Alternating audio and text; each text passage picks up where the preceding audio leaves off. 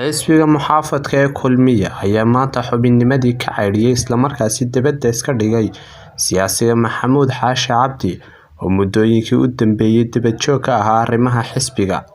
Afhayeenka xisbiga muxaafadka ee Kulmiye Mastar Buune ayaa sidani warbaahinta la wadaagay. Ilaahu salaatu wa salaam ala rasuulillahi sallallahu alayhi wa sallam.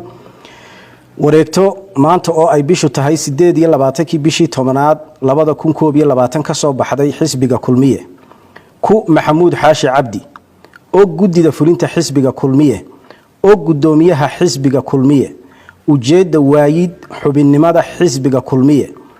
aniga oo tix raacaya go'aanka anshax marinta ah ee ay soo saareen gudida anshaxa xisbiga Kulmiye maanta oo ay taariikhdu tahay 28 bishii 10aad 2021 fadhi ay yeesheen kadib markii aan la tashaday hoggaanka xisbiga Kulmiye kadib markii aan la tashaday gudida fulinta xisbiga Kulmiye kadib markii xubinta qoraalkani khuseeya uu jabiyay dhammaan xeerarka iyo shuruucda u yaala xisbiga Kulmiye kadib markii isaga oo aan ka mid ahayn hoggaanka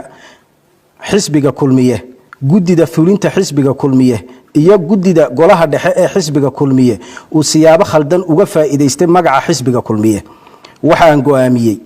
in aan si buuxda u aqbalay go'aanka gudida anshax marinta ah ee xisbiga Kulmiye ii soo gudbiyeen oo ah in Maxamuud Xaashi Cabdi uu waayay xubinnimadii xisbiga Kulmiye sida daraadeed laga bilaabo maanta oo ay taariikhdu tahay 28 bishii 10aad 2021 in aanu Maxamuud Xaashi Cabdi xubin ka ahayn xisbiga Kulmiye sheegana karin magaca xisbiga Kulmiye Allah mahadle Axmed Cabdi Xuseen Axmed Cabdi Dheere gudoomiye ku-xigeenka labaad ee xisbiga Kulmiye Mustafa Maxamed Cabdi telefishinka Sahal.